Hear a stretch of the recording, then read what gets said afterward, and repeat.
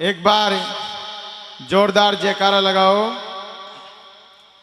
बोले श्री गौ माता की। जयकारा इतना जोरदार होना चाहिए, जय नाम जीत का हुआ करे, जय नाम जीत का हुआ करे।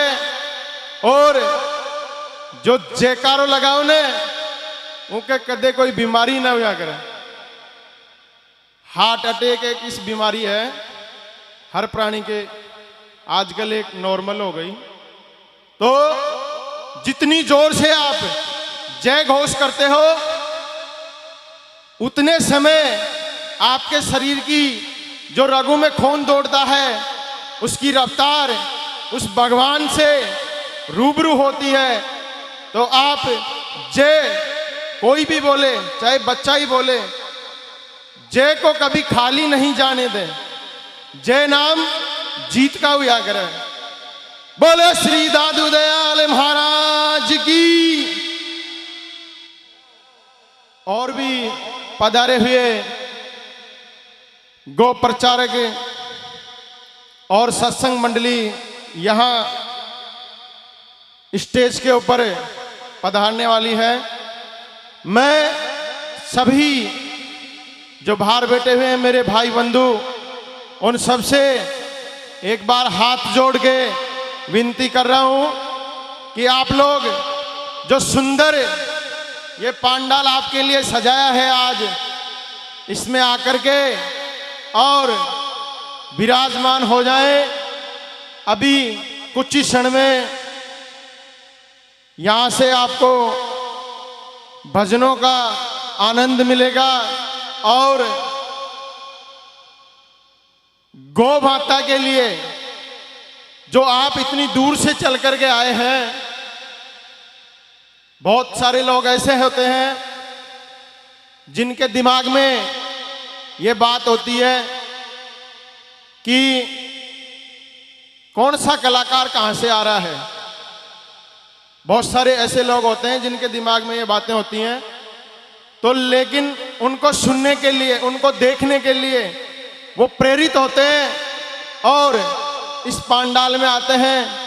तो आप जिस काम के लिए, जिस कार्य के लिए यहाँ पधारे हैं, उसको पूर्ण रूप से अपने मन, तन और धन, मन, तन और धन, तीनों चीजों से उस कार्य को पूर्ण करके जाओ। तभी आपकी ये जो आज की जो भजन संध्या है, जो गौ माता के नाम से रखी गई है, वो सिद्ध होगी। एक बार मैं जय घोष करवाऊंगा, आप सभी लोग तन मन से जय बोलेंगे। बोलो श्री गायत्री मैया की।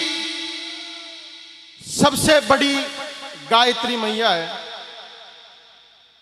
संसार में कोई देवी देवता है तो सबसे बड़ी है गायत्री मैया। उसके समान कोई देवी देवता नहीं है। तो हमारे पूर्वज और अभी जो हमारी पीढ़ी चल रही है, जो हम सब ने एक ही बात सीखी है। क्या सीखी है? कि समस्त देवी देवता इस गाय माता में ही विराजमान होते हैं। सारे जितने भी देवी देवता हैं वो सब किस में विराजमान है? किस में विराजमान है? गौ माता में। क्यों विराजमान है? क्योंकि शास्त्रों का ये प्रमाण है कि जिस समय देवों और असुरों में युद्ध हुआ था, उस समय समुद्र मंथन के द्वारा 14 रत्न प्राप्त हुए थे। उस वक्त कामधेनु जो गाय माता है वो भी प्रकट हुई थी। तो ऋषि मुनियों ने उसको इस संसार के कल्याण के लिए अपने पास रख लिया था। सबसे पहले गौ माता ऋषि मुनियों के आश्रम में पाली जाती थी। फिर जब महात्माओं ने इसमें अनेक प्रकार के गुण देखे, भाई गौ माता में कितने प्रकार के गुण होते हैं, गौ माता में इतने गुण होते हैं कि यदि गाय माता हमारे द्वार के ऊपर बंधी हुई है और सुबह उठ करके कोई गाय के दर्शन करता है तो उसको बैकुंठ का द्वार प्राप्त होता है, दर्शन मात्र से। अब आप ये सोचो सेवा से क्या होगा। अगर हम गाय की सेवा करेंगे, सच्चे मन से गौ माता की सेवा करेंगे, तो हमारे को क्या फल प्राप्त होगा। तो संत महात्माओं ने इसमें गौ माता में जितने भी गुण थे उनको खोजा और इस गौ माता को संसार की आने वाली पीढ़ियों को इसमें रोग रोधक क्षमता, जो हमारा शरीर है ना, इसमें पहले से रोग भरे हुए होते हैं, लेकिन हम जब मां का दूध पीते हैं तब इन रोगों का विनाश होता है।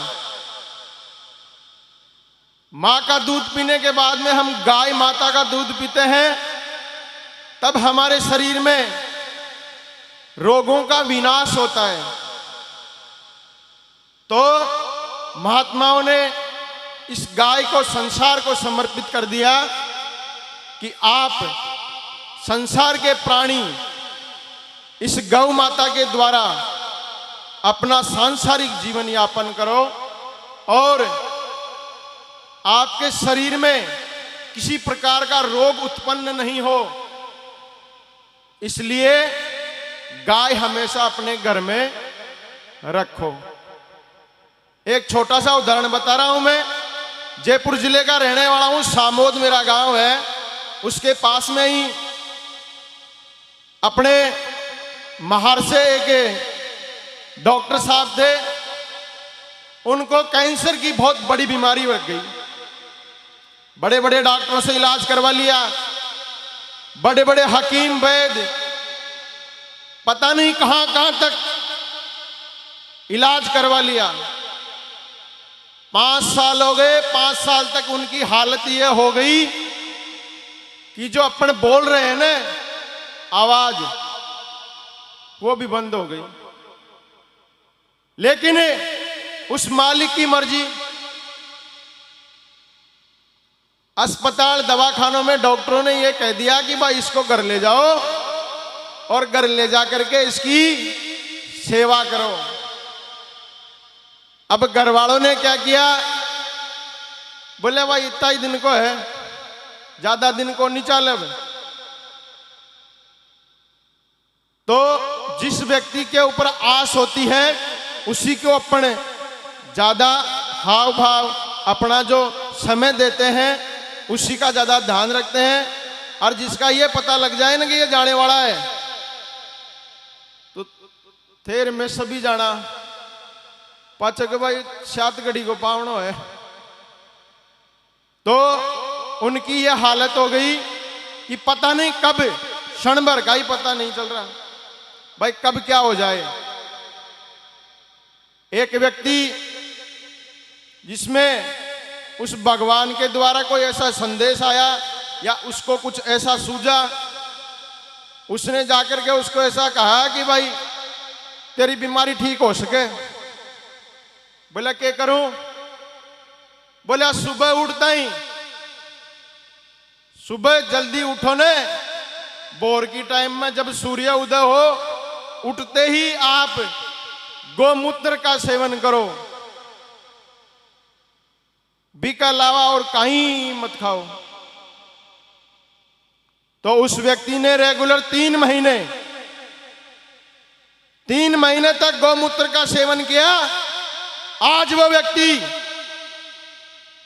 मौजूद है और अपना परिवार चला रहा है, सरकारी गवर्नमेंट सर्वेंट काम है उसका, और अच्छा खासा बोलता भी है। अब देख लो, इस गौ माता से आंत में हुआ कैंसर ठीक हो सकता है, तो गौ माता से क्या नहीं हो सकता भाई? क्या नहीं हो सकता गौ माता से? गौ माता में 33 कोटि देवी देवताओं का निवास होता है। इसलिए कभी ये मत सोचो, आप जागरण में जाओ तो ये मत सोचो कि मेरे द्वारा वहां 100 का नोट लिया जाएगा, 500 का लिया जाएगा, 1000 का लिया जाएगा। लेता कोई नहीं है, देता कोई नहीं है। अरे तेरा मेरा कुछ नहीं है, सब उस मालिक का है। अपन पहले भी यहाँ नहीं थे, आगे भी नहीं रहेंगे, अभी मौजूद है। तो जितने दिन तक अपने को जीना है उतने दिन तक हंस के जीना चाहिए व्यक्ति को। लेकिन जब वहां जाएंगे ना भगवान के दरबार में, तो सबसे पहले अपने हाथों की जो रेखाएं होती हैं, उन रेखाओं में आदमी का दान दिया हुआ कर्म छिपता है कि तूने कितना दान किया है, कितनी सेवा की है, कितने दिन तुमने बड़े बुजुर्गों, माता पिता, गौ माता, गुरुजनों की सेवा के प्रति तुमने अपना तन मन और धन लगाया है। इसलिए मेरे भक्तों, किसी को ये नहीं सोचना है, क्या नहीं सोचना है कि ये मेरा है। मेरा कुछ नहीं है, अपना तो ये शरीर भी नहीं है, इसको भी नश्वर बताया है, नासवान, ये नष्ट हो जाएगा एक दिन। शरीर एक दिन नष्ट हो जाएगा और अपने को छोड़ के इस दुनिया से जाना पड़ेगा। लेकिन जिसने गौदान दे दिया ना, उसको बैतरणी, बैतरणी नाम सुनेड़ो है था को? शास्त्रा के माँ इन उल्लेख है बैतरणी नदी, सुने हो नाम? जब भी व्यक्ति, ऐसा माना जाता है कि जब व्यक्ति शरीर को छोड़ करके और उस ईश्वर के पास चला जाता है, जब उसका मोक्ष होता है, तो यम मार्ग के अंदर एक नदी बताई जाती है जिसको बैतरणी नदी के नाम से जाना जाता है। उसको पार करने के लिए क्या जरूरत पड़ती है? गोदान की जरूरत पड़ती है। वहां जिसने गौ को दान दिया है, वही व्यक्ति उस बैतरणी नदी को पार कर सकता है। उसके अलावा इस जीव का कल्याण संभव नहीं है।